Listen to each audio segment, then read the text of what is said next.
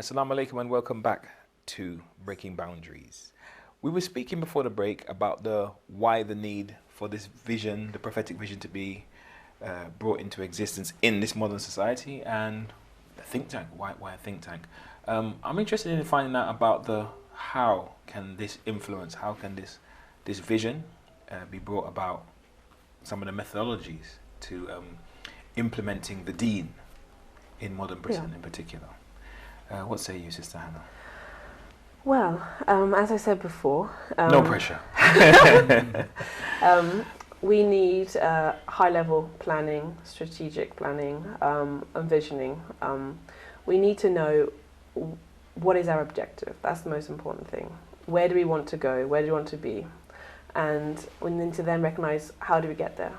And I feel that the Muslim community needs parallel institutions that operate in all areas of social life, a holistic sense. So you need educational institutions, you need social institutions, whether it's the mosque and a wider social centres. You need... when you say social, do you mean so people can meet everything informally to socialise? Yes, socialisation. You need...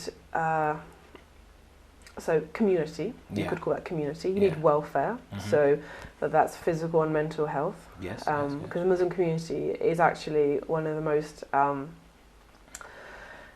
low achieving communities, ethnic groups in the country in terms of health outcomes.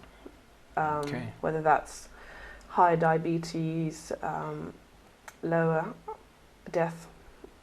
mortality, age of death, huge counselling needs, high suicide rates, and these are some things in a sense that the Muslim community is brushing under the carpet because as you say suicide, I can tell that some of my viewers would be saying haram.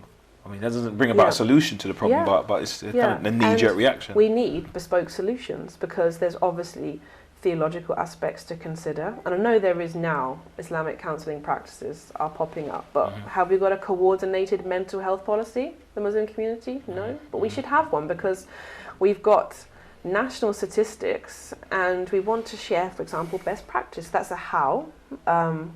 We need a coordinated national vision. That's something the Muslim community would do. How do we want to move in all these different areas of, you could say, governance, social policy? What do you want to achieve? What are the problems? And how do we get there? And so we need to recognise what infrastructures do we need to develop? Do we need to develop some kind of high-level committee of experts to actually design the solutions? We need to have research ongoing. What is the situation?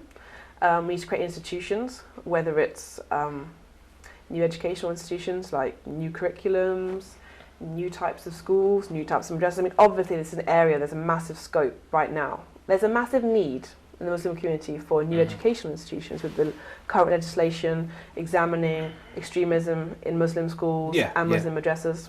We could easily use that as an opportunity to come up with a policy and be proactive and actually say, present to the government, this is what we would like, and then hopefully come to some kind of compromise. But we're not doing that. So we are on the defensive, we're in a weak position, and we are just being legislated. But there will be, just to jump in, there will be skeptics. I'm aware of what you're saying, and I'm taking it into deep consideration. But I can nonetheless imagine the reaction of some of the brothers and sisters out there who say, you're talking about putting together institutions, talking about putting together policies, but you know, at the end of the day, we have the Quran and the teaching of the Prophet and the Ahlul Bayt alayhim salam, or we have Quran and Sunnah. Is that enough? Yeah. So you are you reinventing the wheel, or what did the Prophet do? The Prophet created institutions. He created models, and this is what IMCD proposes. We do not propose to be a grassroots organisation. We propose to create strategies, policies and models for others to follow, to learn from, because there's no need for us to create hundreds of organisations in every single area. We need to create innovative models that are designed for 21st century Muslim, where there is a need in an area where the current institutions, the current models are failing. We present a new example and then it's trialled and then evaluated and improved. So you're talking Time goes on. being systematic. Yeah. So what we need for that, if you want to say the how, is we need academics, those that are experts in these fields. And that goes in all the secular disciplines and Islamic studies as well, because as we discussed before the break, you need to be grounded in the tradition. And you need the professionals that are you need a network of professionals. This is what IMCD, in its inaugural conference last week, was actually reaching out to those professionals and academics and saying, look, we would like to work with you, and how can we work together, a united vision, sharing best practice. And they'll be the ones that combined with the activists in the community that will actually trial and deliver these models on the ground. So there is different stakeholders and different personnel in this organisation or this think tank's remit. You know, they're not part of the core thinking apparatus, because that would just be researchers, academics, and creatives, you could say. But the think tank needs to act with a wider body of people, a network, to actually deliver its solutions. Okay. So if you were Brother Abu Talib trying to sell the idea to the antagonist of how you intend to do this, I mean, I don't know, from what Sister Hannah has said, what would you inject into the conversation about how can this be accomplished? The one point I wanted to, as you mentioned about that some people say that what's the need of this organization? Or organization in general, you know. We have Quran, we have Seerah, and so there is no. Yeah. So we have obviously all Muslim Ummah has Quran and Seerah Muhammad sallallahu alaihi wasallam. Yes. Seerah, you can say Imam and Khulafa, everything is there. But the thing is that suppose if there is a foreign policy crisis, how you will resolve it? In the light of Quran, we will resolve it, but we cannot take out the ayah of Quran for the resolution of that political crisis in suppose some part of the world. So saying this that for that we need a group of intellectuals to sit together, to interpret, to find the solution of particularly these kind of situations. When these situations arises, obviously one hadith is in the light of hadith we will do it, but exactly what hadith is saying, that words or that sentences cannot be implied in the foreign policies. Resolve means amicably with the consent of all big world organization under the light of Quran and Seerah.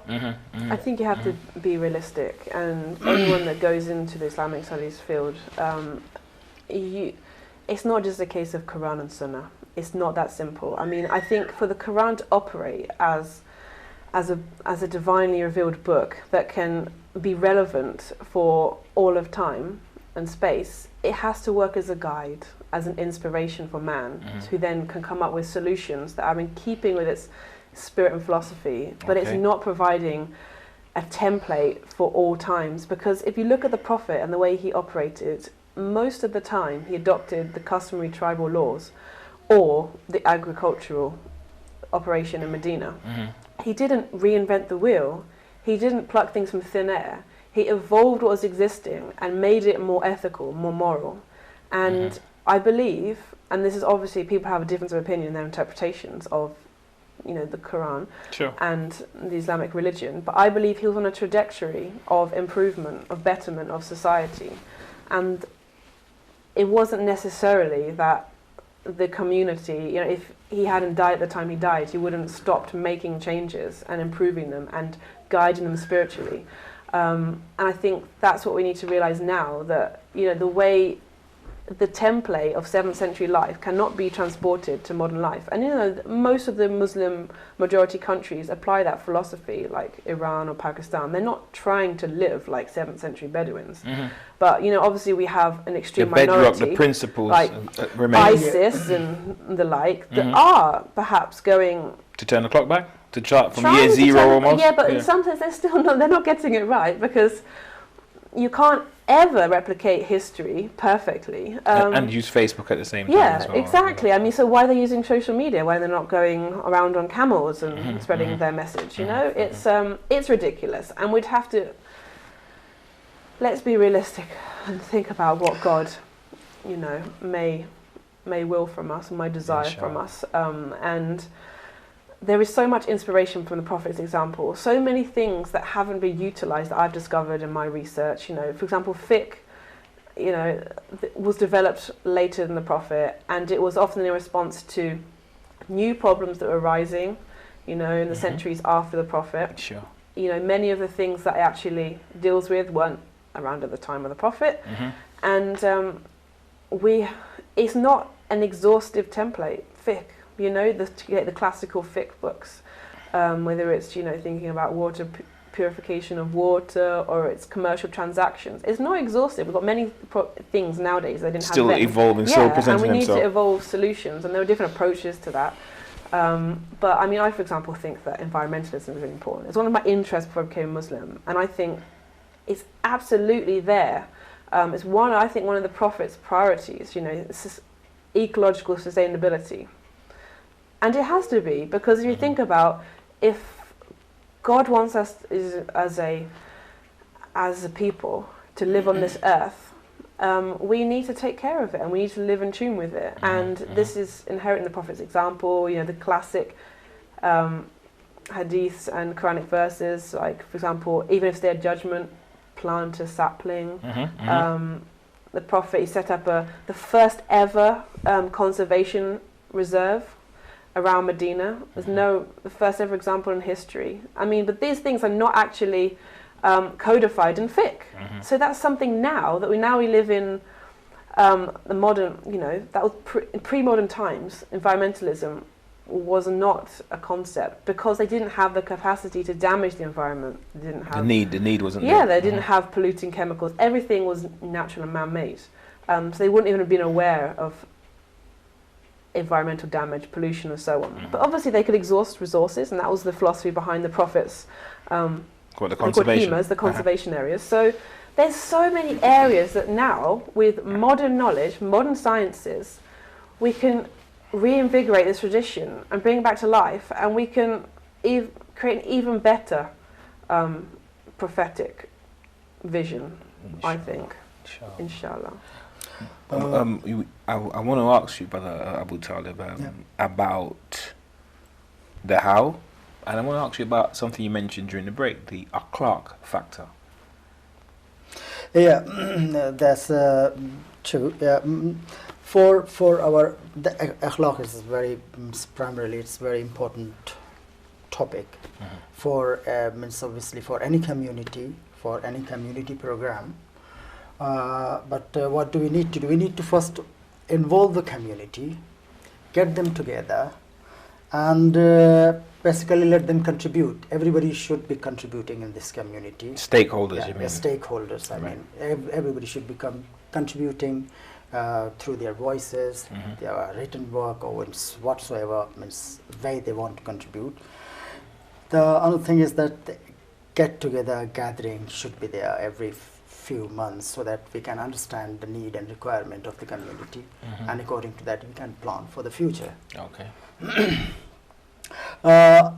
And akhlaq starts from this very point. This is a binding point because akhlaq is very important. As I mentioned before that during when Prophet died, he had left 7 million Muslims behind him, and all just it was because of akhlaq. His akhlaq was so prominent, so good, that Quran praises about his akhlaq. Quran itself praises about Prophet's akhlaq. Wa innaka la ala husna khulqin azim. And this is surely you conform to sublime morality. So it was Prophet's akhlaq that Prophet didn't do anything which was charismatic or which was unusual. He just impressed people by his akhlaq. When he was 12 years old, he came back from Syrian basically trade visit. During his visit, people found him so Amin, then he got the laqab of Amin from the age of 12.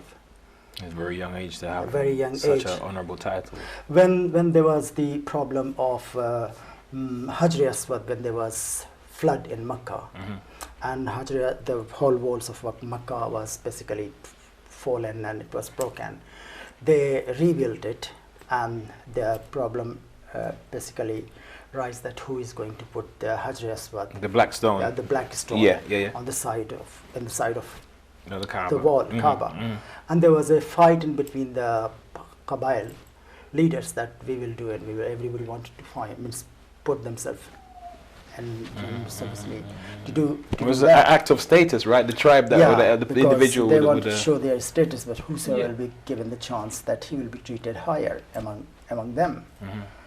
Then I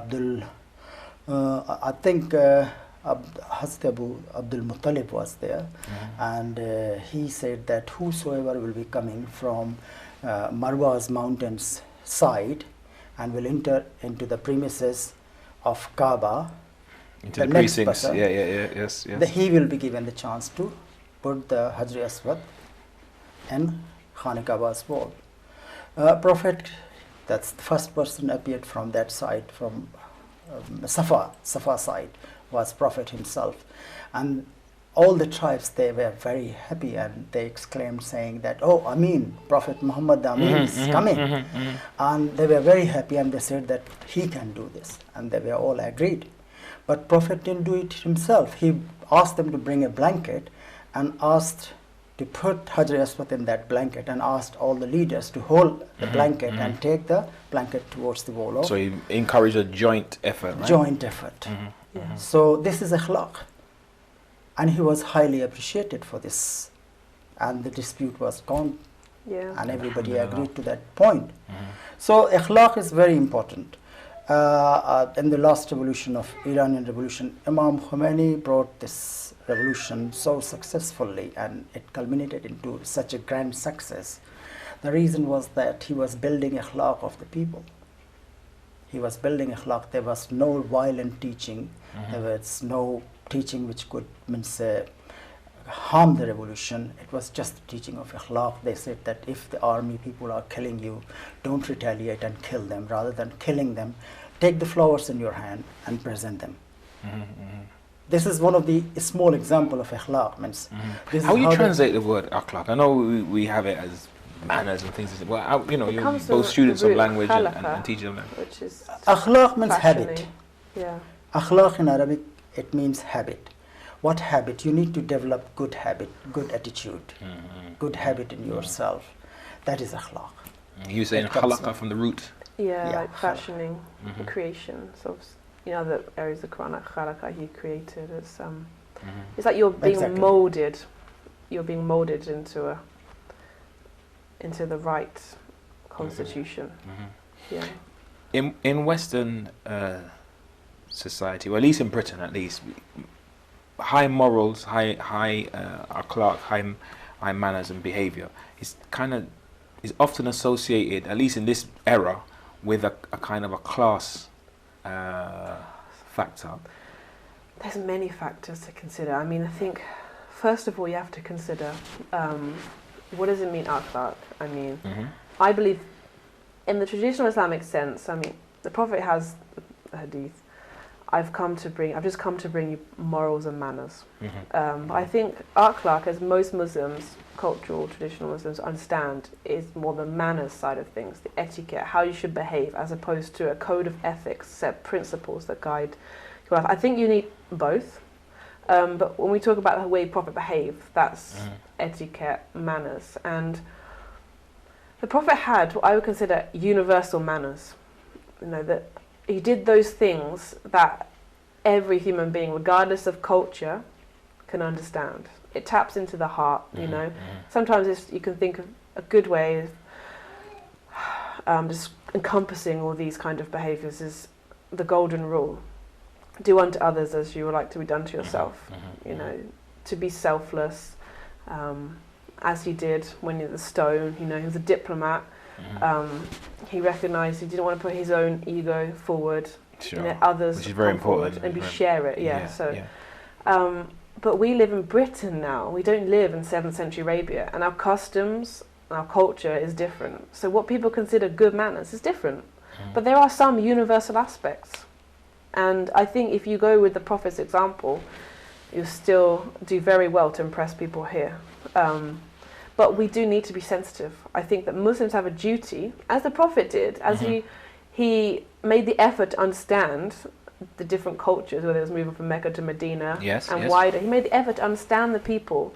What was their psychology? What was their culture? That's part of the Sunnah. And that's part of the Sunnah. So that's important. Like, I think that cultural Muslims have emigrated here. They have a duty to actually make a huge effort to understand you could say the native English people, okay, the traditional white European population. You know, what do they consider good manners? And is that in keeping with Islam? And if it is, they should adopt it, because otherwise you create disharmony and misunderstanding, which is why we have this confusion and mistrust between Muslims and non-Muslims in this country.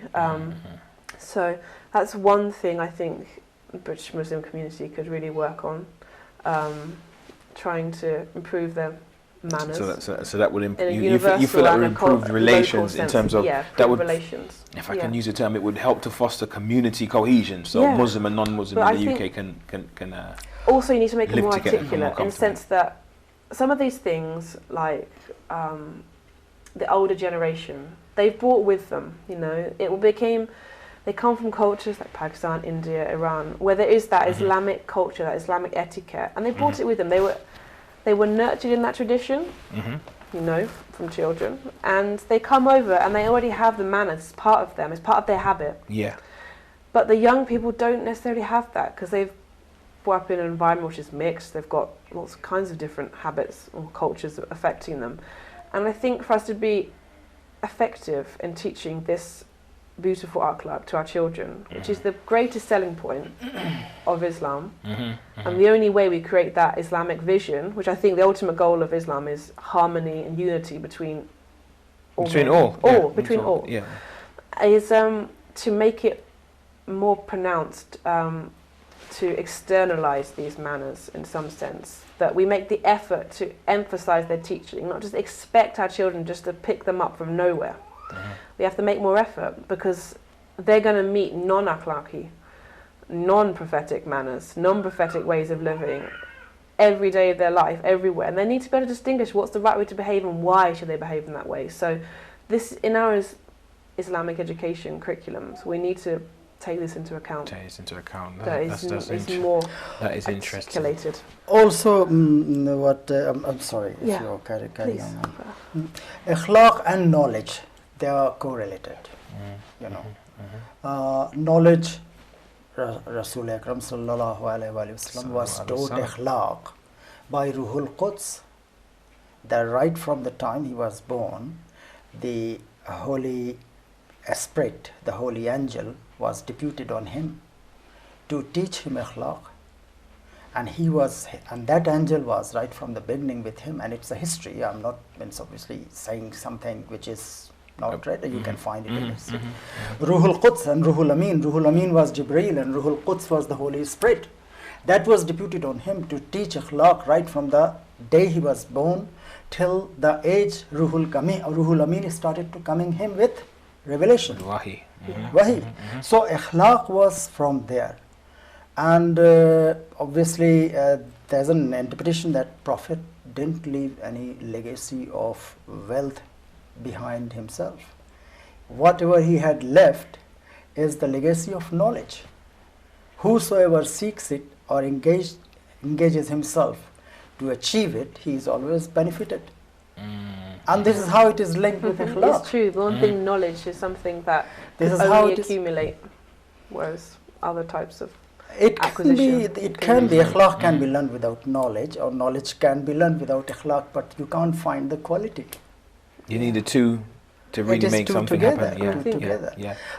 You might be having some examples of some society, some community where the knowledge is not there, but the akhlaq is very high.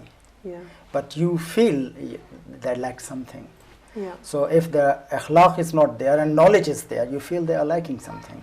So it is knowledge and akhlaq, they are related to each other. and that creates wisdom. Okay. I think, And that yeah, because creates it's that wisdom, relationship of reflection upon knowledge, and combined with that humanity, that human touch, interacting with human beings, that creates the wisdom, knowing why something is right. You have to actually practice it and taste it yourself. You can't acquire it from books, which is why, often the Sufis, like, Rumi, discarded the books, because ultimately book knowledge by itself will not lead you to the absolute truth. Okay. We're coming up to towards a break, but we've got some time. I wanted to just gently introduce this related to the OClock. I don't know how much is a fact, how relevant. In America, many of the Muslims that migrated to America were from, you could say, more of the educated class, and they seem to have more comfortably adjusted to American society with their Islam. Much of the migrant population that came as Muslims to the UK came from a more working class, blue collar, less quote unquote educated class. With OClock in mind and knowledge in mind and things of that nature, do you think that's a factor worthy of acknowledgement in terms of how Islam has manifested or is manifesting and integrating or fitting in? Yeah, I think Britain? it actually has a huge impact. That's my experience. I lived in the US for 2 years, studied there for a master's in a large American university, and what I observed in the Muslim communities, the Muslim groups at university, undergraduate and graduate, and interacted with their families, was that because they came in as a professional class, they had degrees, they were professionals from their ancestral lands, doctors and so on.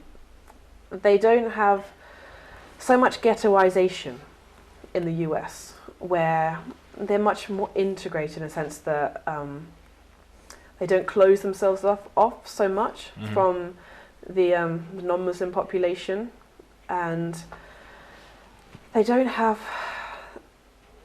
adopt ideologies which are so much in conflict with Western ideologies, and they find it more easy to build institutions. I mean, I'd say that they are probably 50 years ahead. That was a point I was very interested in. They find it easier to build institutions. Because if you look at we have lots of ethnic communities living in ghetto communities, and ghetto mean in the sense that they are closed off, insular, only mixing with their own, outside of school and work, often only mixing with their own ethnic groups. And it wasn't such an issue in the US, and you can see the results in the US. They have educational institutions which are working at a much higher level in terms of the research they're producing or the scholarly work, much closer to Western universities. Students are more at a higher level, and I mean, for example, they have. When I lived in the US, there was a think tank in the US focused upon Muslims, but in terms of what I feel the Muslim community needs, it wasn't the same thing. I mean, I believe IMCD should be absolutely focused upon developing the Muslim community in a prophetic vision, and that vision encompasses cohesion and integration with the surrounding population. They will end up in harmony, because that's what the Prophet produced for his community, and that's what we should envision here. However, what I saw there, I mean, that think tank I'm thinking of is the think tank that you're thinking of. It had more of the classic research that goes on in the field of Muslims, which is security, integration, but in a negative sense, and funded by people that are not looking to develop the Muslim community, just looking to, in a sense, manage them and make sure you know what they're doing. And we have plenty of that kind of research going on in the UK, but we need homegrown Muslim-initiated research. For the betterment. Yeah, for the betterment. In a religious, with religious goals. Religious goals, alhamdulillah. We're going to stop for a short break, and we hope to see you on the other side. Until such time, assalamu alaikum.